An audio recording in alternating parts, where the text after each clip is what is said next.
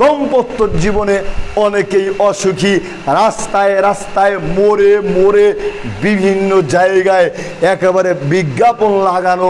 আপনি কি বিশেষ মুহূর্তে দুর্বলতা অনুভব করতেছেন? কলিপাতা হারবাল কি জানো লিমিটেড আমাদের সাথে যোগাযোগ করেন। মনে হয় একেবারে ফকিন্নির বাচ্চা, বাড়িঘর কিচ্ছু নেই, রাস্তা দিয়ে যাচ্ছে, মনে করতেছে ও একেবারে ভূমিহীন তালুকদার। রাস্তা দিয়ে যায় তাও গান বাজায়, কবরস্থানের কাছ দিয়ে যায় তাও গান বাজায়। একেবারে নিজে পাপ করে তো করে, নিজে পাপ করে তো করে, 2-4টা 10টা 20টা মানুষকে সঙ্গ নিয়ে পাপ করে। বেটা, তোমার এত যদি পাপ করার শখই থাকে, ইচ্ছা থাকে, তুমি তোমার বাড়িতে বাজাও, তুমি নিজে নিজে শুনো। ছোট লোকের মতো রাস্তায় বের হয়ে নিজে পাপ করতেছো।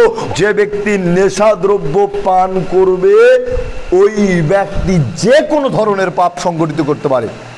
কি বুঝলেন? যে নেশাদ্রব্য পানকারী এই ব্যক্তি যে কোনো ধরনের পাপ সংগঠিত করতে পারে, ওর কোনো লিমিট নাই। নেশাদ্রব্য পানকারী ব্যক্তির হিতাহিত জ্ঞানই নেই, ওর সুস্থ মস্তিষ্ক নেই, ও মাতাল একেবারে। আজকের আলোচনার বিষয়বস্তু যুব সমাজের অধঃপতন ও তার প্রতিকার। এর উপরেই সংক্ষিপ্তভাবে আলোচনার চেষ্টা করবে ইনশা আল্লাহ আজিজ। যুবকদেরকে নিয়ে বিষয় দেওয়া হয়েছে, মাগার যুবকেরাই নাই, যুবকেরাই উপস্থিত হয়নি। তো এর দায়ভার যুবকদের পিতামাতাকে নিতে হবে। এই দায়ভার যুবকদের পিতামাতা এড়াতে পারবে না। আল্লাহ তাআলা বলতেছেন, ফাসাব্বিহ বিহামদি রাব্বিকা ওয়া কুম মিনাস সাজিদিন। প্রশংসা সহকারে পবিত্রতা মহিমা ঘোষণা করো তুমি তোমার প্রতিপালকের। উ'বুদু রাব্বাকা হাত্তা ইয়াতিয়াকাল ইয়াকিন। নিশ্চিত মৃত্যুর আগ পর্যন্ত তোমরা তোমাদের প্রতিপালকের ইবাদত করতে থাকো। নিশ্চিত মৃত্যু জানার পরেও এরপরে ইবাদত করতে হবে। থেমে থাকার, চুপ করে থাকার কোনো সুযোগ নেই, ইবাদত করতেই হবে, করতেই হবে। অন্যত্রে আল্লাহর নবী বলছেন, বাদিরু বিল আমালি ফিতানান কাকিতাইল লাইলিল মুসলিমি। অন্ধকার রূপে ফিতনা আসার পূর্বে তোমরা সৎ আমলের দিকে ধাবিত হও। অন্ধকার রূপে যখন চতুর্দিক দিয়ে ফিতনা চলে আসবে, যখন তোমরা ইবাদত করতে চাইবে, সৎ আমল করতে চাইবে, কিন্তু তোমরা সৎ আমল করতে পারবে না। ইসবিহুর রাজুলু মুমিনান ওয়া ইউমসি কাফিরান আও ইউমসি মুমিনান ওয়া ইসবিহু কাফিরান। যখন তুমি সকালে উঠবে মুমিন অবস্থায়, বিকেল আসতে আসতে কাফের হয়ে যাবে। আবার যখন বিকেল বেলাতে তুমি মুমিনে থাকবে, কিন্তু সকাল বেলাতে তুমি কাফের হয়ে যাবে। আল্লাহর নবী এ কারণেই বললেন, অন্ধকার রূপে ফিতনা আসার পূর্বে তোমরা সৎ আমলের দিকে ধাবিত হও। আর আল্লাহ তাআলা বললেন, নিশ্চিত মৃত্যুর আগ পর্যন্ত তোমরা তোমাদের প্রতিপালকের ইবাদত করতে থাকো, তোমরা তোমাদের প্রতিপালকের ইবাদত করতে থাকো। আপনি বলবেন, মোহাম্মদ আলী ভাই সাহেব, এটা আবার কেমন কথা? মৃত্যুর আগ পর্যন্ত ইবাদত করতে হবে। ওই যে আল্লাহর নবী বলছেন, লাকিনু মাউতাকুম লা ইলাহা ইল্লাল্লাহ। তোমরা মুমূর্ষ ব্যক্তিকে তালকিন দাও, মুমূর্ষ ব্যক্তিকে পাঠ করাও লা ইলাহা ইল্লাল্লাহ। অথচ এই জায়গাতে আমরা বিভিন্ন রকমের কুসংস্কার করে থাকি, বেদাতি আমল করে থাকি, শিরকি আমল করে থাকি। এই সময়তে আমরা যে কাজ করি, মানুষ যখন মুমূর্ষ প্রাণটা যে কোনো সময় যায় অবস্থা, এখনো পরিস্থিতিতে আমরা তখন সারিবদ্ধভাবে মুমূর্ষ ব্যক্তিকে পানি পান করানোর চেষ্টা করি।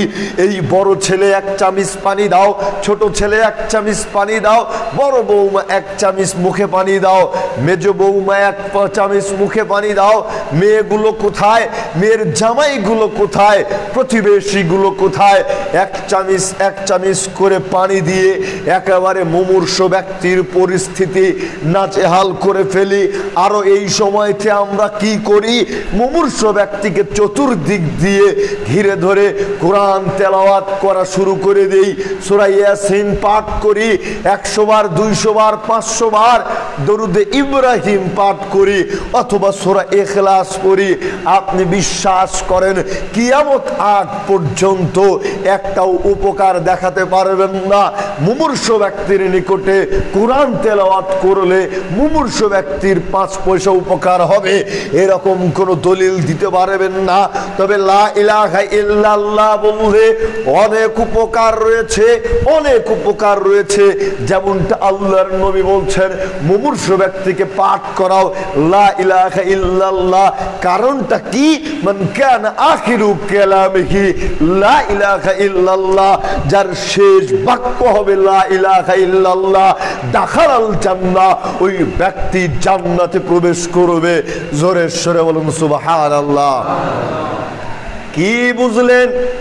একেবারে মুমূর্ষ ব্যক্তিকে শুইয়ে রেখে চতুর্দিক দিয়ে বসে কোরআন তেলাওয়াত করলেন। 1 দিন, 2 দিন, 5 দিন, 7 দিন, 1 মাস যাবত কোরআন তেলাওয়াত করলেন। আপনি আমাকে বুঝান মুমূর্ষ ব্যক্তির 5 পয়সা উপকার আছে? না না না, আপনি কোনো দলিল দিতে পারবেন না। তবে মুমূর্ষ ব্যক্তি যদি মৃত্যুর পূর্বে লা ইলাহা ইল্লাল্লাহ বলে মৃত্যুবরণ করতে পারে, তবে সেই মুমূর্ষ ব্যক্তি জান্নাতে প্রবেশ করবে। অথচ আমরা ভুয়া আমল করে মুমূর্ষ ব্যক্তিকে, একেবারে সম্মানের পিতামাতাকে, আত্মীয় স্বজনকে জাহান্নামের দ্বার প্রান্তে পৌঁছে দেওয়ার চেষ্টা করছি। নাউজুবিল্লাহ। এখন আমল থেকে আল্লাহ তাআলা আমাদেরকে বিরত থাকার তৌফিক ইনায়াত করুক এবং সুন্নাহ ভিত্তিক আমল করার তৌফিক ইনায়াত করুন। আমিন। বলছিলাম আল্লাহ তাআলা বললেন, মৃত্যুর আগ পর্যন্ত তোমরা তোমাদের প্রতিপালকের ইবাদত করতে থাকো। আজকে জুমার দিন যদি না থাকতো, মাঝে মধ্যে বলে থাকি, মুসলমানের বাচ্চাগুলো ভুলেই যেত নামাজ নামে তাদের কোনো ইবাদত আছে, ঠিক কিনা? পরিস্থিতি এরকম, এরা ভুলেই যেত। শুক্রবারের একটা দিন, এই দিনকে কেন্দ্র করে ছুটি দেওয়া হয়, হলিডে থাকে। অথচ আমরা এই দিনে চিন্তা করি একেবারে নাক ডাকিয়ে ঘুম দেব, 10টা 11টার সময় উঠব, তারপরে স্ত্রীকে নিয়ে, গার্লফ্রেন্ডকে নিয়ে, বাচ্চা কাচ্চাকে নিয়ে বিকেলবেলাতে ঘুরতে যাব, দিনটা শেষ। এই দিন আমরা চিন্তা করি না, এই দিন সুযোগ পেয়েছি একটু আল্লাহর পথে ইবাদত করে সময় কাটাই, অন্যান্য দিনের তুলনায় একটু ইবাদত করি, এটা আমরা করার চেষ্টা করি না। আমি বললে তো আপনার মন খারাপ হবে, আমি বললে আপনার মন খারাপ হবে। মসজিদে আপনাকে দেখে মনে হচ্ছে আপনি নির্বংশ, বুঝেন নাই আমার কথা? আপনাকে দেখে মনে হচ্ছে আপনি নির্বংশ, আপনার বাচ্চা কাচ্চা জন্মই নেয়নি। যদি বাচ্চা কাচ্চা জন্ম নিত তবে মসজিদে আসতো। আপনি নিজেকে কি করে পিতা বলে দাবি করতে পারেন? আল্লাহর নবী বলছেন, মুরু আওলাদাকুম বিসসালাতি ওয়া হুম আবনাউ সাবঈ সিনিন, তোমাদের সন্তান সন্ততিদেরকে সালাতের জন্য নির্দেশ প্রদান করো, নামাজ আদায়ের জন্য তাগিদ প্রদান করো যখন তাদের বয়স 7 বছর। অদ্রিবুকুম আলাইহা ওয়া হুম আবনাউ 10 সিনিন, আর যখন তাদের বয়স 10 বছর তখন তোমরা তাদেরকে পিটিয়ে সালাত আদায় করাও। আপনি পিতা, আপনার সন্তান মসজিদে আসবে না মানে আপনি পিতা, এটা পরিচয় দিতে হলে আপনার সন্তানকে 10 বছর বয়সের উপরে পার হয়ে গেলে পিটিয়ে মসজিদে নিয়ে আসবেন, তখন আপনি পিতা, তখনই আপনি পিতা, আপনাকে কি করে বুঝাই, আপনাকে কি করে বুঝাই? পৃথিবীতে একটাই মাত্র ইবাদত, পৃথিবীতে একটাই মাত্র ইবাদত, যেই ইবাদতের জন্য আপনি আপনার সন্তানকে, আপনি আপনার অধীনস্থ ব্যক্তিদেরকে একেবারে শাস্তি প্রয়োগ করতে পারেন। এবারে আপনি নিজের বুকে হাত দিয়ে নিজেকে প্রশ্ন করেন, কোনদিন আপনার সন্তান সন্ততিকে সালাত না আদায় করার কারণে পিটাতে পেরেছেন কিনা? জবাব আসবে না, না, না। কোনদিন আপনি আপনার সন্তানকে নামাজ পরিত্যাগ করার কারণে পিটাতে পারেন নাই। প্রাইভেট মিস করেছে সেই কারণে পিটাতে পেরেছেন, অযথা অন্য কোথাও ঘুরতে গিয়েছে সেই কারণে পিটাতে পেরেছেন, স্কুলে যায়নি সেই কারণে পিটাতে পেরেছেন। আফসোস, আফসোস, আফসোস, আফসোস, যেখানে আপনার পিতৃত্বের পরিচয়, ব্যক্তিত্বের পরিচয় নিহিত রয়েছে, সেই জায়গাতে আপনি সফল নয়, সেই জায়গাতে আপনি অযোগ্য। আপনি পিতা বেঁচে থাকার পরেও, আপনি পিতা বেঁচে থাকার পরেও যদি আপনার সন্তান সালাত আদায় করতে না আসে, যদি আপনার সন্তান মুসল্লি না হয়, তবে আপনি অযোগ্য পিতা। আপনিই সবচাইতে আপনার সন্তানের ক্ষতি বেশি করেছেন, আপনিই সবচাইতে আপনার সন্তানের ক্ষতি বেশি করেছেন। আপনি আজকে আপনার সন্তানকে সালাতের জন্য মসজিদে নিয়ে আসতেছেন না, সালাত পড়ার জন্য তাগিদ দিচ্ছেন না, তার মানে কি এই আপনার সন্তান জান্নাতি হয়ে গিয়েছে? না, না, না। বলবেন চীনা মোহাম্মদ আলী ভাই সাহেব, সালাত যদি না আদায় করে জান্নাতে যাওয়া সম্ভব নয়। বুঝলাম, ভালো কথা। আপনি জানেন সালাত যদি পরিত্যাগকারী হয় তবে সে ব্যক্তি জান্নাতে প্রবেশ করবে না। তো জান্নাতে প্রবেশ করবে না এটা আপনি জানেন, জানার পরেও কি করে আপনার সন্তানকে পরকালীন জীবনে জাহান্নামের জন্য আপনি প্রস্তুত করছেন? পরকালীন জীবনে জাহান্নামের জন্য আপনি প্রস্তুত করছেন। এ কারণেই আপনাকে বলছিলাম আপনি অযোগ্য পিতা। আপনি যদি যোগ্য পিতা হতেন তবে আপনার সন্তানকে পরকালীন জীবনের জন্য জান্নাতি হিসেবে তৈরি করতেন। জোরে সরে বলুন ঠিক না বেঠিক? সম্মানিত উপস্থিতি, সালাতের প্রসঙ্গ বলতে চাচ্ছিলাম না, কয়েকদিন ধরে সালাতের ব্যাপারে কিছু না কিছু বলেই আসছি, কিন্তু মসজিদের মুসল্লি পরিবেশ দেখে একটু বললাম।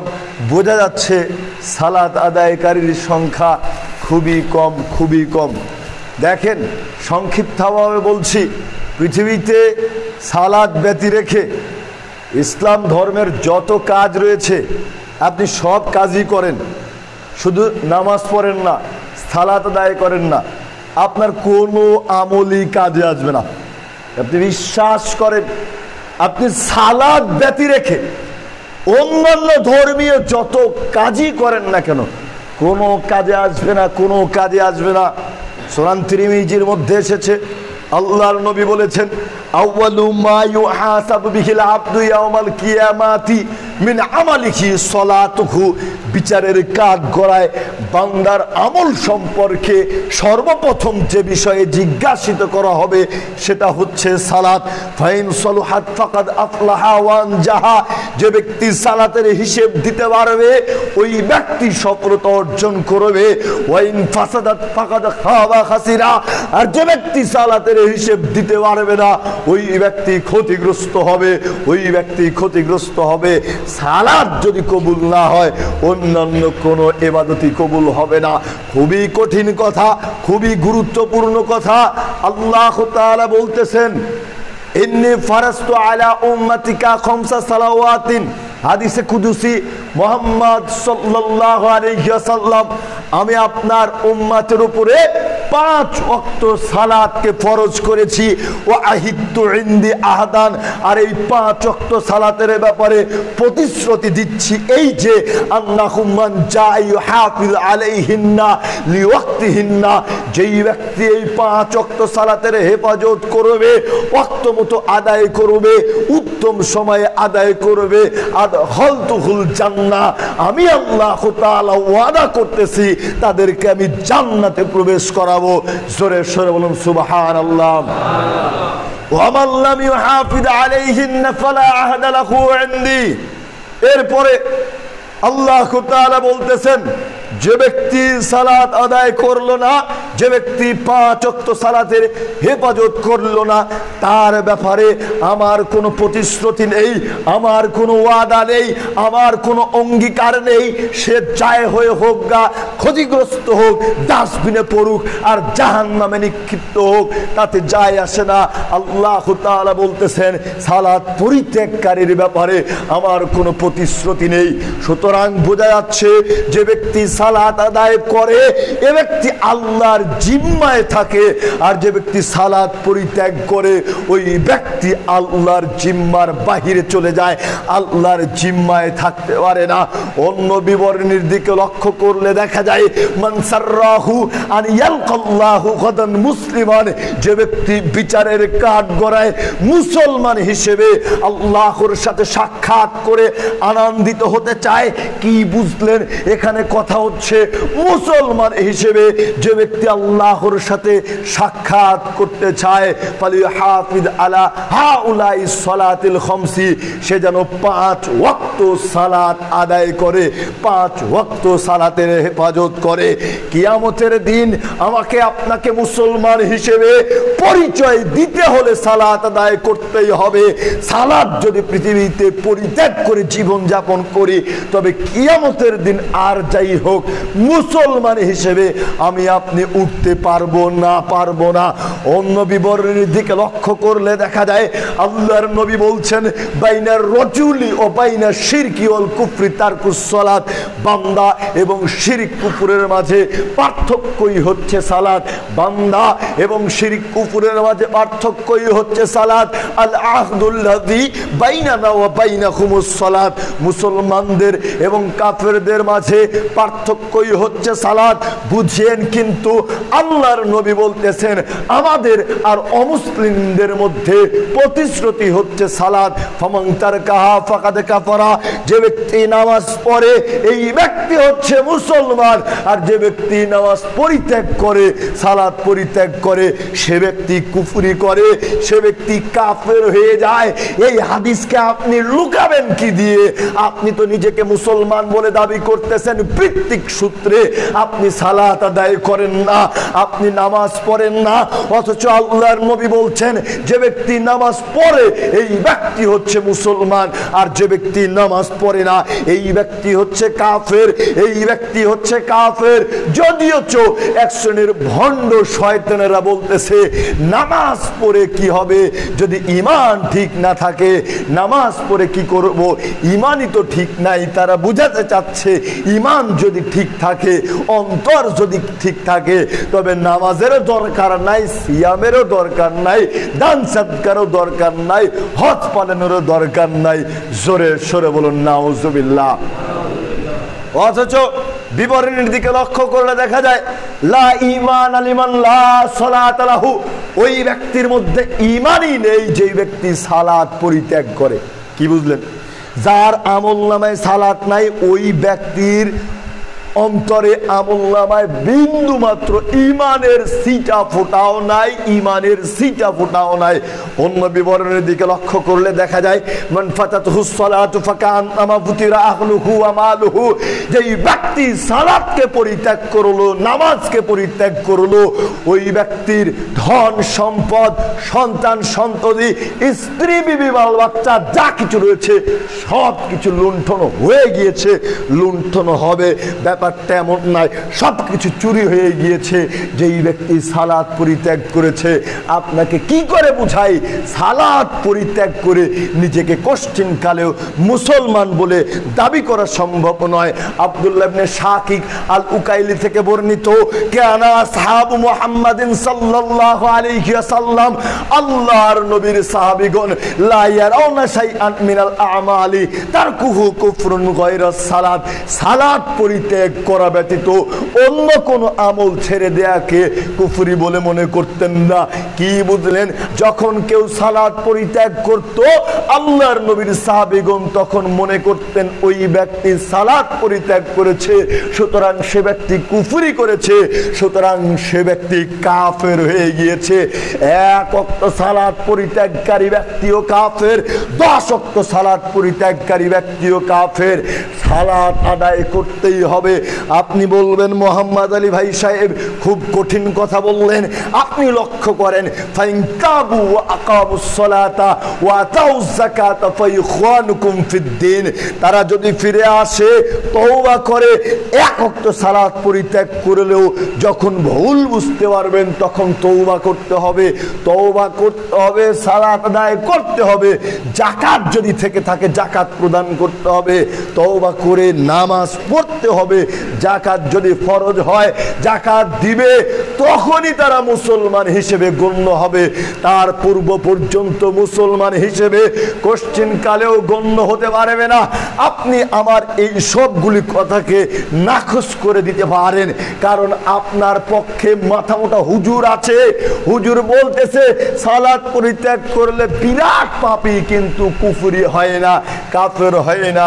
আপনাকে আমি কি করে বুঝাই? সালাত পরিত্যাগ করে যদি মুসলমান হওয়া সম্ভবই হতো।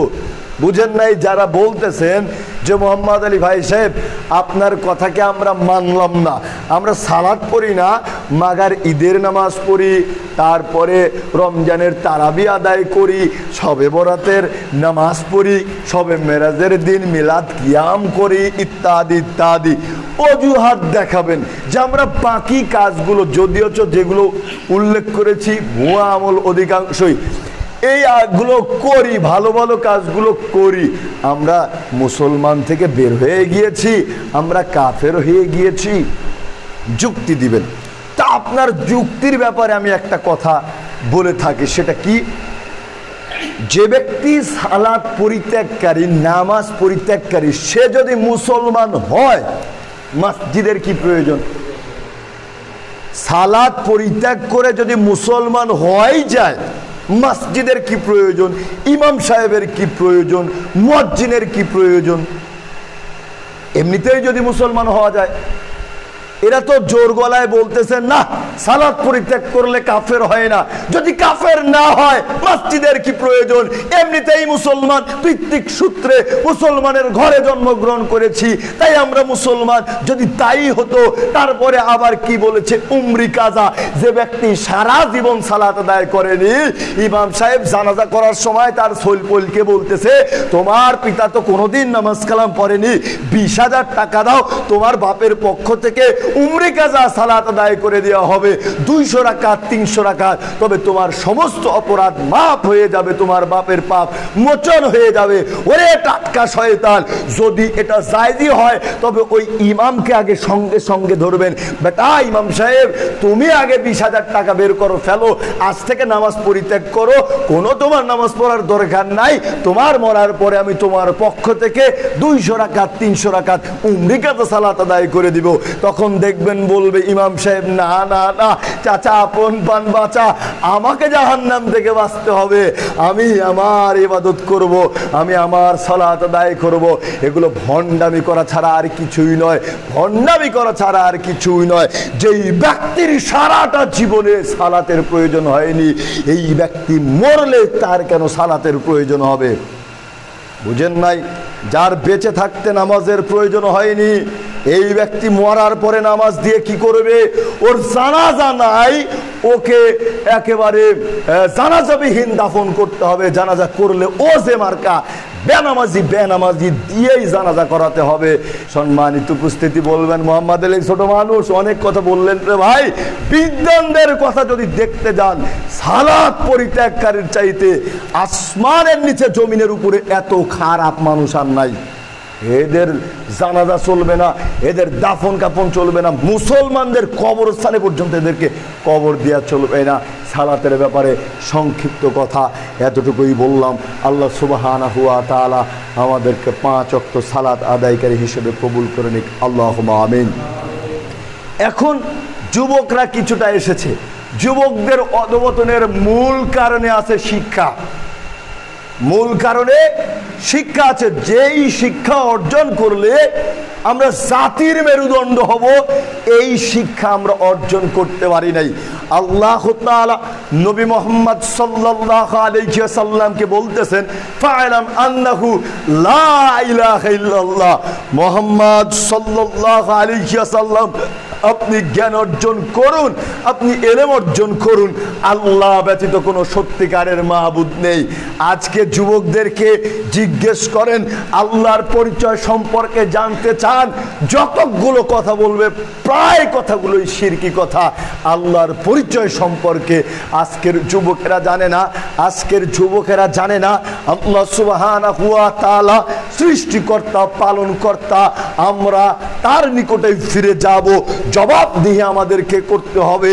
যদি আমল ভালো হয় তবে তিনি আমাদের জন্য অতীব সুখ স্বাচ্ছন্দ্যময় পরিবেশ রেখেছেন, আর যদি আমলনামা খারাপ হয় তবে পরিস্থিতি খুব কঠিন আছে, খুব কঠিন আছে। এটা আজকের যুবকেরা জানেই না। ওয়া ইন্না আলাইকুম লাহাফিজিন কিরামান কাতিবিন ইয়ালামুনা মা তাফআলুন। যুবক তোমরা শোনো, যেটাই করো না কেন প্রত্যেকটা মানুষের উপরে 2 জন করে তত্ত্বাবধায়ক নিযুক্ত করে রাখা হয়েছে। আমি আপনি যাই করি না কেন এই 2 জন তত্ত্বাবধায়ক, 2 জন সম্মানিত লেখক বিন্দু সব কিছুকে টস টস করে লিখে রাখছে, একেবারে তিনেল আলোর মতো স্বচ্ছ করে লিখে রাখতেছে। বিচারের কাঠ গড়ায় এই সবগুলিকে আমার আপনার সামনে উপস্থাপন করা হবে, বলা হবে ইকরা কিতাবাকা কাফা বিনাফসিকা আল-ইয়াওমা আলাইকা হাসিবা। আজকে তুমি পড়ো তোমার কিতাব, আজকে তোমার হিসাব নিকাশের জন্য তুমি নিজেই যথেষ্ট হবে। পরিস্থিতি সেই দিন কেমন হবে? অন্যত্র আল্লাহ তাআলা বলতেছেন আবজি আল কিতাবু ফাতারাল মুজরিমিনা মুশফিকিনা মিম্মা ফীহি ওয়া ইয়াকুলুনা ইয়া ওয়াইলাতানা মালি হাদাল কিতাবি লা ইউগাদিরু সগীরাতাও ওয়ালা কাবীরাতান ইল্লা আহসাহা। বিচারের কাঠ করায় যখন প্রত্যেককে নিজ নিজ আমলনামা উঠিয়ে দেওয়া হবে, আমলনামাগুলো পড়বে, আর অপরাধী পাপিষ্ট ব্যক্তিরা বলে উঠবে আশ্চর্য ধরনের কিতাব। এটা আবার কি আশ্চর্য ধরনের কিতাব, যেখানে ছোট কিছুও বাদ পড়েনি, বড় কিছুও বাদ পড়েনি। যুবক তুমি শোনো, আজকে তুমি যতই পাপাচারিতার সহিত জীবন যাপন করো না কেন, সেই দিন তুমি কোনোটাকেই গোপন করতে পারো না। তুমি কয়টা নিঃশ্বাস নিয়েছো আর তোমার হার্টবিট কয়বার চলেছে, সব কিছু চলবে, সব কিছু লিপিবদ্ধ করা হচ্ছে। আর তো তুমি প্রকাশ্য পাপ করছো, সেগুলো তো এমনিতেই আছে, তুমি নিজেই জানো না তোমার দ্বারা কি কি কাজ সংগঠিত হয়েছে, সেগুলো লিপিবদ্ধ করা থাকবে। আর তুমি তো ইচ্ছাকৃতভাবে পাপ করেই যাচ্ছ, তোমারই স্মরণ আছে, ফেরেশতাদের হাত থেকে সেগুলো কি করে ছুটে যাবে। সাবধান এবং সতর্কতা অবলম্বন করুন। পৃথিবীতে আল্লাহ সুবহানাহু ওয়া তাআলা উম্মত মুহাম্মাদের জন্য যেই বাক্যটি সর্বপ্রথম প্রেরণ করেছেন সেটা হচ্ছে ইকরা, পড়ো, পাঠ করো, বিসমি রাব্বিকাল্লাযী খলাক, খলাকাল ইনসানা মিন আলাক। সেই সৃষ্টিকর্তার নামে যিনি তোমাকে সৃষ্টি করেছেন।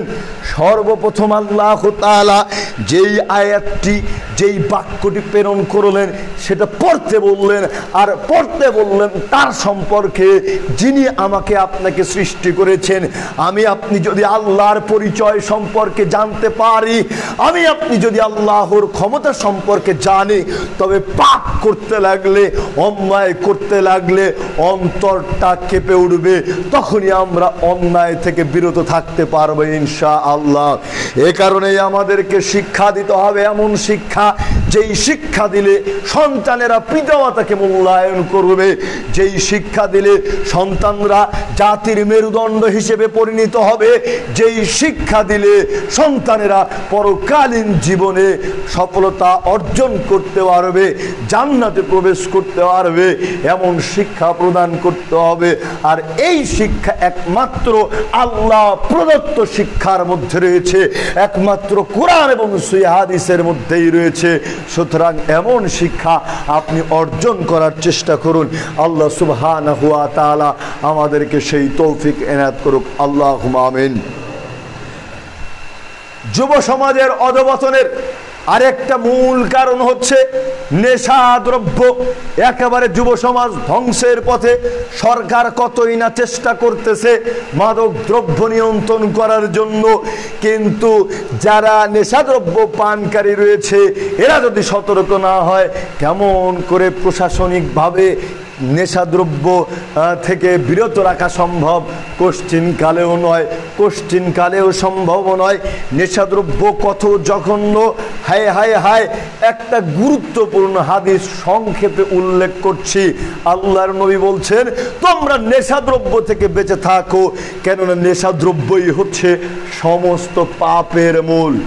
কিসের মূল? সমস্ত পাপের মূল। যে ব্যক্তি নেশাদ্রব্য পান করবে ওই ব্যক্তি যে কোনো ধরনের পাপ সংগঠিত করতে পারে।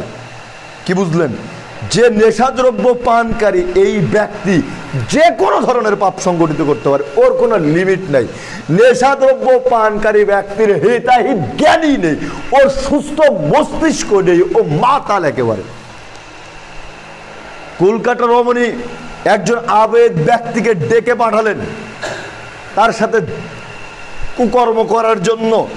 একজন দাসীকে দিয়ে ডাকতে পাঠালেন একজন আবেদ ব্যক্তিকে, যেই ব্যক্তি ইবাদত করে, তাকে গিয়ে বললেন, ওই যে রমণী, সেই রমণী আপনাকে ডেকে পাঠিয়েছে। আবেদ ব্যক্তিটি সেই রমণীর নিকটে গেল। রমণীর নিকটে যাওয়ার পরে এবারে রমণী বলতেছে যে তুমি আমার সাথে জেনায় লিপ্ত হও, নয়তো এই নেশাদ্রব্য পান করো, নয়তো ওই যে ছোট্ট শিশু রয়েছে এই শিশুটিকে হত্যা করো। তিনটা কাজের কথা বললেন।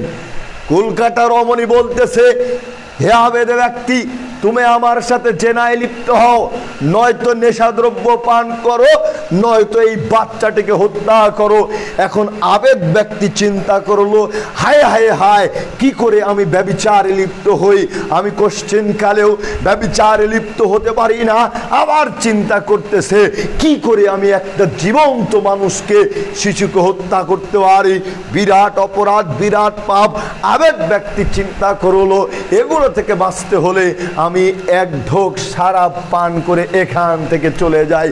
এই চিন্তা করে আবেদ ব্যক্তি, যে সব সময় ইবাদত করে, পরহেজগার ব্যক্তি, এই আবেদ ব্যক্তি ঢক ঢক করে নেশাদ্রব্য পান করা শুরু করে দিল। এক ঢোক যখন পান করলো তখন বললো আমাকে আরো দাও। আবার যখন দেয়া হলো তখন বললো আমাকে আরো দাও, আরো দাও, আরো দাও। এভাবে পান করা শুরু করলো। পান তো করলোই। এবার এই কলকাতা ব্যভিচারী নারীর সাথে আবেদ ব্যক্তিটি ব্যভিচার লিপ্ত হলো এবং সেই শিশুকেও হত্যা করে ফেললো।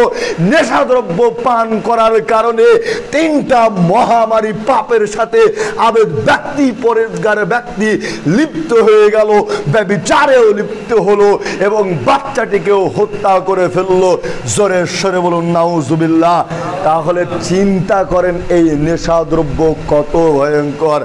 আপনি আবেদ ব্যক্তির চাইতে নিজেকে পরেশগার মনে করেন? আপনার সেই চরিত্র বলতে গেলে একেবারে মানে কি বলে, লাইব্রেরি খোলা লাগবে না, ফটোকপির দোকান খোলা লাগবে, শেষ করা যাবে না আপনার অপকর্ম সম্পর্কে। আবেদ ব্যক্তি যে সব সময় ইবাদত করে, যে সবসময় আল্লাহর সন্তুষ্টি অর্জন করার চেষ্টায় নিয়োজিত থাকে, সেই ব্যক্তি নেশাদ্রব্য পান করার সঙ্গে সঙ্গে ঈমানটাকে নষ্ট করে ফেললো। আপনি চিন্তা করেন আপনার পরিস্থিতি কি? আপনার পরিস্থিতি কি? বলবেন মোহাম্মদ আলী ভাই সাহেব, এটা কেমন কথা হয়ে গেল? খুব শক্ত কথা বললেন রে ভাই। আপনাকে শক্ত কথা তো শোনাতেই পারিনি, এবার একটু শক্ত কথা শুনেন। আমরা দেখেন না, যদি কোনো মুসলমান মূর্তি পূজা করে গিয়ে, হিন্দুদের মন্দিরে গিয়ে মূর্তি পূজা করে, তাকে আপনারা সুস্থ মানুষ বলবেন? হ্যাঁ, সুস্থ মানুষ বলবেন? কখনোই তাকে সুস্থ মানুষ বলা সম্ভব নয়। একেবারে সমাজ থেকে বয়কট করা হবে। বেটা, তুই মুসলমান হয়ে হিন্দু ধর্ম গ্রহণ করলি, হিন্দুদের মূর্তি পূজা করতেছি, তোকে সমাজ থেকে বের করে দেওয়া হবে, গ্রাম থেকে বের করে দেওয়া হবে, প্রয়োজনে দেশ থেকেই তাড়িয়ে দেওয়া হবে। তাকে আমরা যে কোনো মূল্যে বয়কট করার চেষ্টা করব। কিন্তু নেশাদ্রব্য পানকারী ব্যক্তিরা এরকম পাপ প্রতিনিয়ত করেই চলতেছে। বলবেন কি এমন পাপ করলাম যে এই মূর্তি পূজার নাই ন্যায় সমান অপরাধ হয়ে গেল। আল্লাহর নবী বলছেন মুদমিনুল খামরি কাআবিদি ওয়াসান, নিয়মিত নেশাদ্রব্য পানকারী ব্যক্তিরা মূর্তি পূজকের ন্যায় সমান অপরাধী। মূর্তি পূজকের ন্যায় সমান অপরাধী। মূর্তি পূজা করলে যেই পাপ সংগঠিত হয়, যেই অপরাধ সংগঠিত হয়, যে ব্যক্তি নিয়মিত নেশাদ্রব্য পান করে এই ব্যক্তির আমলনামায় ঠিক তেমন অপরাধ লিপিবদ্ধ করা হয়। জোরে সরে বলুন নাউজুবিল্লাহ। আরো একটা গুরুত্বপূর্ণ হাদিস বলছি, মনে রাখার চেষ্টা করবেন। আল্লাহর নবী বলছেন যে ব্যক্তি একদিন নেশাদ্রব্য পান করবে 40 দিন তার নামাজ কবুল হবে না, সালাত কবুল হবে না। ব্যক্তি যদি তওবা করে ফিরে আসে, আল্লাহ তাআলা চাইলে তাকে ক্ষমা করে দিতে পারে। এবারে ব্যক্তি যদি দ্বিতীয়বার নেশাদ্রব্য পান করে 40 দিন তার ইবাদত কবুল হবে না, তওবা করলে আল্লাহ তাআলা তাকে ক্ষমা করে দিতে পারে। তৃতীয়বারেও যদি নেশাদ্রব্য পান করে 40 দিনের ইবাদত কবুল হবে না, তওবা করলে আল্লাহ তাআলা maaf করে দিতে পারে। চতুর্থবারে যদি নেশাদ্রব্য পান করে তবে আর সুযোগ নেই। তবে আল্লাহর নবী বললেন ওই ব্যক্তিদেরকে কিয়ামতের দিন 3 হাতে খাবাল প্রদান করা হবে। এবারে সাহাবাগণ জিজ্ঞেস করে বসলেন আল্লাহর নবী ওমা 3 হাতুল খাবাল, এই 3 হাতের খাবাল জিনিসটা কি? তখন আল্লাহর নবী বলছেন সদিতু আহলিন নার আও উসারাতু আহলিন নার আরকু আহলিন নার আও উসারাতু আহলিন নার। 3 হাতে খাবাল হচ্ছে জাহান্নামীদের দেহ নিংড়ানো, রক্তপুঞ্জ, মলমূত্র, পেশাব পায়খানা।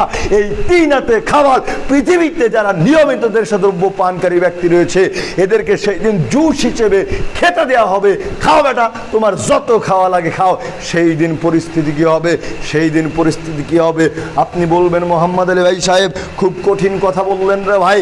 আপনি চিন্তা করেন তো, যারা নেশাদ্রব্য পান করে এদের মুখ দিয়ে কি পর্যন্ত দুর্গন্ধ বের হয়। আমাদের বুঝে আসে না এদের বউ ক্যাং করে এদের সামনে শুয়ে থাকে। ঠিক না ঠিক বললাম? এদের পরিবারগুলো, এদের স্ত্রী, বিবি বাল বাচ্চা কি করে এদের নিকটে থাকে আমাদের বুঝে আসে না। মুখ দিয়ে কি দুর্গন্ধ, হায় হায় হায় আফসোস। আবার এই দুর্গন্ধ যুক্ত মুখ নিয়ে মসজিদে আসে, নিকটের মুসল্লিদেরকে কষ্ট দেয়। আবার এই কথা বলিয়েন না মোহাম্মদ আলী ভাই সাহেব মসজিদে সালাত আদায় করতেই নিষেধ করেছে। ব্যাপারটা এমন নয়। ব্যাপারটা হচ্ছে আপনাকে নেশাদ্রব্য পরিত্যাগ করে মসজিদে আসতে হবে। প্রতিকার কি? এটা তো অধঃপতন। প্রতিকার কি? আপনি যেই টাকা ব্যয় করে নেশাদ্রব্য পান করেছেন, আপনি বিশ্বাস করেন আপনি এই টাকা যদি সাদকা করতেন, দান করতেন, তবে আপনার জন্য জান্নাতে যাওয়ার রাস্তা যথেষ্ট হয়ে যেত। সুবহানাল্লাহ। যেই বয়স থেকে যেই পরিমাণ নেশাদ্রব্যের পিছনে অর্থ ব্যয় করেছেন, এই অর্থ সম্পদ যদি সাদকা করতেন জান্নাতে যাওয়ার বড় একটা মাধ্যম হয়ে যেত। আজকে চতুর্দিকে তাকালে দেখা যায় নগ্নতা, অশ্লীলতা, একেবারে পরকীয়ায় পরিপূর্ণ। দাম্পত্য জীবনে ও অনেকেই অসুখী, দাম্পত্য জীবনে অনেকেই অসুখী। রাস্তায় রাস্তায় মোড়ে মোড়ে বিভিন্ন জায়গায় একেবারে বিজ্ঞাপন লাগানো। আপনি কি বিশেষ মুহূর্তে দুর্বলতা অনুভব করতেছেন? কলিপাতা হারবাল কি জানো লিমিটেড আমাদের সাথে যোগাযোগ করেন। আপনার দুর্বলতা আসবে না তো কার দুর্বলতা আসবে? নেশাদ্রব্য পান করে করে শরীরটাকে ধ্বংস করে ফেলেছেন, স্ত্রীকে ধোঁকা দিয়েছেন, নিজেকে নিজে ধোঁকা দিয়েছেন। ওই যে টাকা দিয়ে নেশাদ্রব্য পান করতেছেন সেই টাকা ব্যয় করে খেজুর খান, সুন্নতি খাবার খান, শরীরে শক্তি থাকবে। একেবারে দাম্পত্য জীবনে ইনশাআল্লাহ আপনি সুখী থাকবেন, ঘোড়ার মতো দৌড়াতে পারবেন। এখন মসজিদে আসতে লাগলেই ঘেমে একেবারে শেষ হয়ে যান। আঙ্গুর খান, খেজুর খান, শক্তি থাকবে শরীরে। দাম্পত্য জীবনেও আপনি সুখী থাকবেন ইনশাআল্লাহ। পরকীয়ার মতো জঘন্য অপরাধে আপনার স্ত্রী জড়াবে না। আল্লাহ সুবহানাহু ওয়া তাআলা আমাদেরকে সঠিক বুঝ দান করুক। আল্লাহুম্মা আমিন। এরপরে আরো একটা যুবকদের অধঃপতনের মূল কারণ হচ্ছে এই স্মার্টফোন, অ্যান্ড্রয়েড মোবাইল ফোন, বাদ্যযন্ত্র। হায় হায় হায়, একেবারে রাস্তা দেখে না, ময় মুরব্বী দেখে না, মসজিদ দেখে না, কবরস্থান দেখে না, যেখানে মনে চায় সেখানে এরা গান বাজনা বাজাচ্ছেই, বাদ্যযন্ত্র বাজাচ্ছে। মনে হয় একেবারে ফকিন্নির বাচ্চা, বাড়িঘর কিচ্ছু নেই, রাস্তা দিয়ে যাচ্ছে, মনে করতেছে ও একেবারে ভূমিহীন তালুকদার। রাস্তা দিয়ে যায় তাও গান বাজায়, কবরস্থানের কাছ দিয়ে যায় তাও গান বাজায়। একেবারে নিজে পাপ করে তো করে, নিজে পাপ করে তো করে, 2-4টা 10টা 20টা মানুষকে সঙ্গ নিয়ে পাপ করে। বেটা, তোমার এত যদি পাপ করার শখই থাকে, ইচ্ছা থাকে, তুমি তোমার বাড়িতে বাজাও, তুমি নিজে নিজে শুনো। ছোট লোকের মতো রাস্তায় বের হয়ে নিজে পাপ করতেছো, অন্যদেরকে পাপ করাচ্ছ। পরকালীন জীবনে তোমার জন্য কঠিন ভয়াবহ পরিস্থিতি বিরাজমান রয়েছে। সাবধান এবং সতর্কতা অবলম্বন করো। পৃথিবীতে গজব আসার মূল কারণে রয়েছে 3টা অপরাধ। পৃথিবীতে গজব আসার মূল কারণে রয়েছে 3টা অপরাধ। একটা হচ্ছে এই বাদ্যযন্ত্র। বাদ্যযন্ত্র যখন বেশি হয়ে যাবে, নর্তকী যখন বেশি হয়ে যাবে, একেবারে নেশাদ্রব্য যখন বেশি হয়ে যাবে, তখন গজব আসবে। গজব আসবে, চতুর্দিক দিয়ে গজব, চতুর্দিক দিয়ে গজব। নিত্য পণ্যের দাম বেশি হয়ে যাচ্ছে, নিয়ন্ত্রণ করা সম্ভব হচ্ছে না। বিভিন্ন দেশ থেকে চাপ আসতেছে মুসলমানদের উপরে। মুসলমানদেরকে পাখির মতন করে গুলি করে হত্যা করা হচ্ছে। নির্বাকভাবে সকলে তাকিয়ে থাকছে, কিছুই করতে পারছে না। এটা গজব ছাড়া আর কিছুই নয়। এ থেকে উদ্ধার হতে হলে একমাত্র আল্লাহর বিধান অনুযায়ী নিজেদের জীবনকে পরিচালিত করতে হবে, নিজেদের জীবনকে পরিচালিত করতে হবে। তখনই এ থেকে উদ্ধার হতে পারবো। অসংখ্য অধঃপতনের কারণ রয়েছে। অধঃপতন থেকে আমাদের উদ্ধার হওয়ার রাস্তা কি? আমরা যতটুকু সময় অবসর পাই, এতটুকু সময় আমরা যেন বই পড়ি, কোরআন পাঠ করি, হাদিস পাঠ করি। আমরা এই সময়ে আমাদের দেশে অসংখ্য জ্ঞানী লেখক বিন্দু রয়েছে। এই লেখক বিন্দুদের লিখিত বইগুলো পড়তে পারি, বিভিন্ন ইতিহাস পড়তে পারি, দোয়া দরুদ মুখস্থ করতে পারি, পরকালীন জীবনের কথা স্মরণ করতে পারি, কবরের কথা স্মরণ করতে পারি। কবরের কথা স্মরণ করলে নিজেকে পাপ থেকে বিরত রাখা সম্ভব, নিজেকে পাপ থেকে বিরত রাখা সম্ভব। ইবনে উমার রাদিয়াল্লাহু তাআলা আনহু বলছেন, আল্লাহর নবী একদা আমার শরীরের একাংশ ধরে বলছেন, কুন ফিদ দুনিয়া, হে ইবনে উমার, তুমি পৃথিবীতে চলো অপরিচিত ব্যক্তির ন্যায়, আও আবিরু সাবিলিন, দুস্থ দরিদ্র অসহায় ব্যক্তির ন্যায়, ওউদ্দা নাফসাকা মিন আহলিল কুবুর, এবং প্রতিনিয়ত নিজেকে একজন কবরবাসী বলে মনে করো, প্রতিনিয়ত নিজেকে একজন কবরের অধিবাসী হিসেবে মনে করো।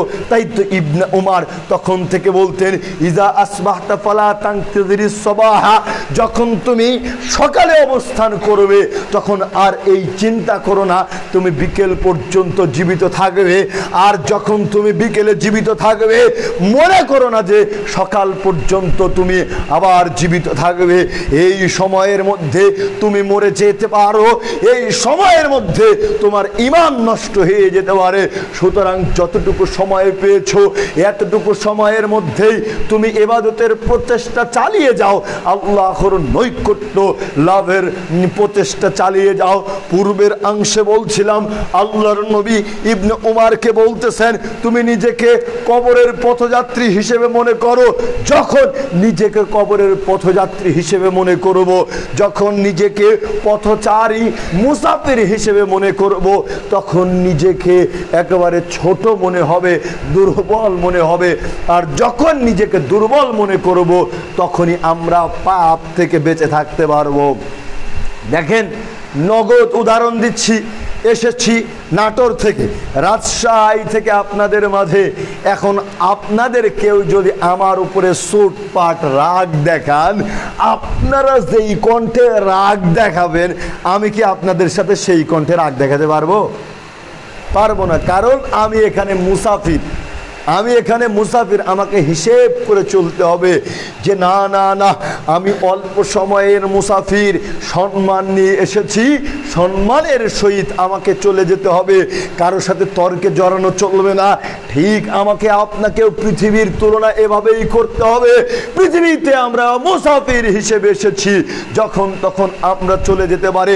আল্লাহর নবী বলছেন এই গোটা পৃথিবীর মূল্য, এই গোটা পৃথিবীর মূল্য যদি একটা মশার ডানার সমতুল্য হতো, আল্লাহ তাআলার নিকটে গোটা পৃথিবীর মূল্য একটা মশার ডানার সমতুল্য হতো, তবে আল্লাহ তাআলা কোনো পাপিষ্ঠ ব্যক্তিকে এক ঢোক পানি পর্যন্ত পান করতে দিতেন না।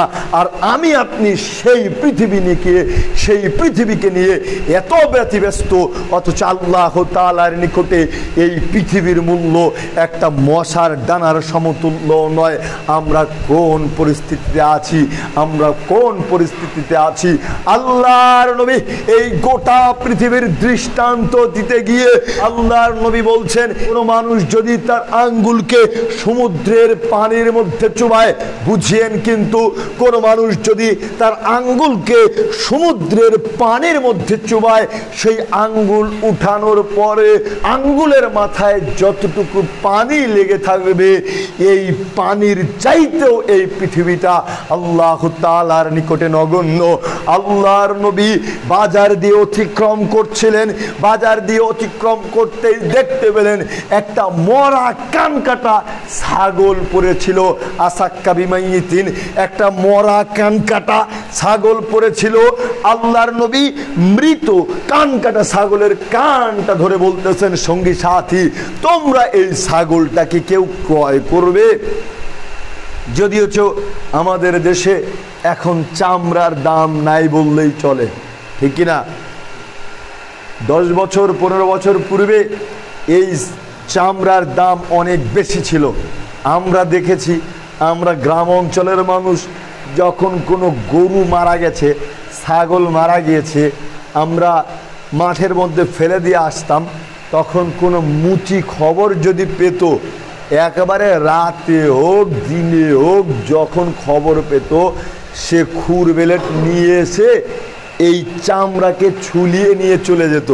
সেই সময় প্রচলন ছিল, কেউ যদি এসে খুর ধরে, মানে তার সাথে শরিক হয়, একজন শুলতেছে, শুলা শেষ হয়ে গেছে, একটু বাকি আছে, এমন সময়ে যদি কোনো মুচি এসে তার সাথে শরিক হয়, তবে তাকেও অর্ধেকাংশ দিতে হবে।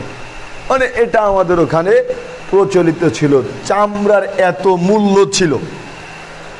আল্লাহর নবী এই মরা কান কাটা ছাগলের কান ধরে বলতেছেন, সঙ্গী সাথী, তোমরা কি এই মৃত ছাগলটাকে কেউ 1 টাকা দিয়ে ক্রয় করবে? সঙ্গে সঙ্গে বলে উঠলেন, না আল্লাহর নবী, এটাকে আমরা ক্রয় করব না, এ মারা গিয়েছে। তখন আল্লাহর নবী বলছেন, তাহলে তোমরা কি ফ্রি মাংনা বিনা টাকায় নিতে চাচ্ছ? তখন সাহাবাগণ বলতেছেন, জি না আল্লাহর নবী, এ এমনিতেই দোষযুক্ত, জীবিত থাকলে কান কাটার কারণে দোষযুক্ত, এ কারণে আমরা একে কিনতাম না।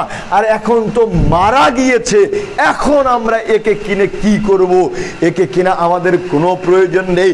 তখন আল্লাহর নবী বলে উঠছেন, সঙ্গী সাথী শোনো, এই মৃত কান কাটা ছাগলটি তোমাদের নিকটে যত নগণ্য, তোমাদের নিকটে যত নগণ্য, আল্লাহ তাআলার নিকটে গোটা পৃথিবী তার চাইতেও নগণ্য, তার চাইতেও নগণ্য। অথচ আমরা এই পৃথিবী নিয়ে ব্যতিব্যস্ত, পৃথিবী নিয়ে ব্যতিব্যস্ত হতে হতে পরকালীন জীবনটা যে আমাদের ধ্বংস হয়ে গিয়েছে, আমরা এ ব্যাপারে কোনোদিন চিন্তা ভাবনা করে দেখলাম না। সুতরাং সম্মানিত উপস্থিতি, এমনভাবে চলতে হবে যাতে করে পরকালীন জীবনে আমরা সফলতা অর্জন করতে পারি। আলী রাদিয়াল্লাহু তাআলা আনহু বলছেন, ইরতাহালাতিদ দুনিয়া মুদবিরাতুন ওয়া তাহালাতিল আখিরাতু মুকবিলাতুন, পৃথিবী পিছনের দিকে চলে যাচ্ছে আর কিয়ামত সামনের গতিতে ধেয়ে আসছে। কিয়ামত দ্রুত গতিতে সামনের দিক থেকে ধেয়ে আসছে, বুঝেন নাই? একটা নিঃশ্বাস নিয়েছি মানে জীবন থেকে একটা নিঃশ্বাস কমে গিয়েছে, কিয়ামতটা এক নিঃশ্বাস আগিয়ে এসেছে। আলী রাদিয়াল্লাহু তাআলা আনহু বলতেছেন, পৃথিবী পিছনের দিকে দ্রুত গতিতে চলে যাচ্ছে, আর কিয়ামত সামনের দিকে দ্রুত গতিতে ধেয়ে আসছে। বানুনা ফাকুনু মিন আনবাইল আখিরা ওয়ালা তাকুনু মিন আনবাইদ দুনিয়া। তোমরা এই দুইটা জায়গাতেই সফলতা অর্জন করতে চাও, পৃথিবীতেও সফলতা অর্জন করতে চাও, আবার পরকালীন জীবনেও সফলতা অর্জন করতে চাও। সাবধান সাবধান, তোমরা কেউ পৃথিবীর সন্তান হইও না, পৃথিবীতে সফলতা অর্জনকারী হইও না, বরং পরকালীন জীবনের সন্তান হয়ে যাও, পরকালীন জীবনের সফলতা অর্জনকারী হয়ে যাও। কেননা আজকে পৃথিবীর বুকে আমল রয়েছে, ফাইনাল ইয়াউমা আমালুন ওয়ালা হিসাবুন ওয়াগাদা হিসাবুন ওয়ালা আমাল। আজকে পৃথিবীতে আমল রয়েছে, কর্ম রয়েছে, কিন্তু কোনো হিসেব নেই। আর কিয়ামতের দিনে হিসাব আছে, কিন্তু কোনো আমল নেই, কিন্তু কোনো আমল নেই। আজকে পৃথিবীর বুকে আমাকে আপনাকে আমল করতে হবে, কর্ম করতে হবে, হিসেব দিতে হচ্ছে না আল্লাহ তাআলার নিকটে। যা কাউকে যদি হত্যা করি, কাউকে যদি হত্যা করি, তবে আল্লাহ তাআলাকে হিসেব দিতে হচ্ছে না। যদি ঘুষ খাই, সুদ খাই, ব্যভিচারে লিপ্ত হই, তবে আল্লাহ তাআলাকে হিসেব দিতে হচ্ছে না। এই সবগুলি কিন্তু কর্ম, সবগুলি কর্ম। কিয়ামতের দিন এই কর্মগুলো করতে পারবো না, সালাত আদায় করতে পারবো না, সিয়াম পালন করতে পারবো না, পাপ কাজ করতে পারবো না। শুধু হিসাব হবে, ফয়সালা হবে, রায় দেওয়া হবে আপনি জান্নাতি নাকি জাহান্নামী, আপনার আশ্রয়স্থল অতীব কঠিন জায়গা নাকি অতীব সুখ স্বচ্ছন্দময় জায়গা। আপনি চিন্তা করুন আপনার পরিস্থিতি কি হবে, আপনার পরিস্থিতি কি হবে। টাইম তো ঠিক নেই। আল্লাহ জাযাকাল্লাহ। সময় অনেকটুকু চলে গিয়েছে, আমি ওই ঘড়িটা ফলো করতেছিলাম, ওই ঘড়িতে 16 বাজে। আল্লাহ সুবহানাহু ওয়া তাআলা আমাদেরকে সঠিক বুঝ দান করুক, আল্লাহুম্মা আমিন। সবাইকে উদাত্ত আহ্বান জানাই, শেষ করে দিচ্ছি কথা, যে যাই করেন, যে যেখানে যে পরিস্থিতিতেই থাকেন, কোনো সময় সালাত পরিত্যাগ করিয়েন না। নামাজ যদি আপনার আমলনামায় থাকে আর অন্যান্য কোনো ইবাদত যদি নাও থাকে, বাঁচার মতন আপনার রাস্তা আছে। বুঝেন নাই? নামাজ পড়েন কিন্তু অন্য আমল করেন না, কোনো না কোনোভাবে আপনার বাঁচার রাস্তা আছেই। কিন্তু সব কাজ করেন কিন্তু নামাজ পড়েন না, সালাত পড়েন না, নিশ্চিত আপনি ক্ষতিগ্রস্ত, আপনার বাঁচার রাস্তা নেই। এ কারণে যে যেখানেই থাকেন, যে পরিস্থিতিতেই থাকেন, পারেন আর না পারেন, যেভাবে পারেন সেভাবে পড়েন, যে দোয়া পারেন সেই দোয়া দিয়ে পড়েন, যেটা পারেন না সেটা করিয়েন না, কোনো না কোনোভাবে সালাত আদায় করেন, ইনশাআল্লাহ পরকালীন জীবনে বাঁচতে পারবেন। যুবক ভাইরা, তোমাদেরকে বলছি, মানুষ পাপ করবে, আদম সন্তান ভুলের ঊর্ধ্বে নয়, পাপের ঊর্ধ্বে নয়, পাপ করে। সালাত পরিত্যাগ করিও না। সালাত এমন ইবাদত, 5 ওয়াক্ত সালাতের সাথে সম্পৃক্ত থাকলে পাপ এমনিতেই মোচন হয়ে যায়। সুবহানাল্লাহ বলবেন না? সালাত কত গুরুত্বপূর্ণ ইবাদত, পাপ হবে আমার আপনার দ্বারা যদি সালাতের সাথে সম্পৃক্ত থাকি। অ্যান্টিবায়োটিক যেমন খাওয়ার পরে ভাইরাস আক্রমণ করতে পারে না, করোনার টিকা নিয়েছি, করোনা আর আমাদের আক্রমণ করতে পারতেছে না, ঠিক তেমন সালাতের সাথে সম্পৃক্ত থাকলে পাপ কাজ আমাদেরকে ধরতে পারবে না, পারবে না। এ কারণেই আমাদের সবাইকে উচিত যেখানেই থাকি, যে পরিস্থিতিতে থাকি, সালাত আদায় করা। আল্লাহ সুবহানাহু ওয়া তাআলা আমাদেরকে সালাত আদায় করার তৌফিক ইনায়াত করুন, আল্লাহুম্মা আমিন। আলহামদুলিল্লাহ ওয়াহদা ওয়াসসালাতু ওয়াসসালামু আলা মান লা নাবিয়্যা বা'দা। প্রতিপালক, যারা আমাদের মধ্যে অসুস্থ আছে, আল্লাহ তুমি তাদেরকে সুস্থতা দান করো, আমিন। যারা আমাদের মধ্যে ঋণগ্রস্ত রয়েছে, তুমি তাদেরকে ঋণ মুক্তি দান করো, আমিন। যারা ছাত্র রয়েছে তাদেরকে মেধা শক্তি বৃদ্ধি করে দাও, আমিন। যারা কবরবাসী রয়েছে, আল্লাহ তুমি তাদেরকে কবরের শাস্তি হতে পরিত্রাণ দান করো, আমিন। মরিচিকার জালে আবদ্ধ হয়ে গোটা পৃথিবী ভর্তি পাপ নিয়ে তোমার দরবারে নত হয়ে ক্ষমা প্রার্থনা করছি, আল্লাহ আমরা আদম সন্তান ভুলের ঊর্ধ্বে নয়, সমস্ত অপরাধ স্বীকার করছি, তুমি আমাদের জীবনের সমস্ত অপরাধগুলিকে মাফ করে দাও, আমিন। এ দাবি এ দোয়া রেখে আজকের মতো খুতবা এখানে শেষ করছি। ইবাদাল্লাহ, ইন্নাল্লাহা ইয়া'মুরুকুম বিল আদলি ওয়াল ইহসান ওয়া ইতা'i যিল কুরবা ওয়া ইয়ানহা আনিল ফাহশাই ওয়াল মুনকারিল বাগি ইয়া'iদুকুম লা'আল্লাকুম তাযাক্কারুন ফাযকুরুল্লাহা ইয়াযকুরুকুম ওয়া ইয়াস্তাজিব লাকুম ওয়া লা যিকরুল্লাহি তাআলা আল্লাহু আকবার।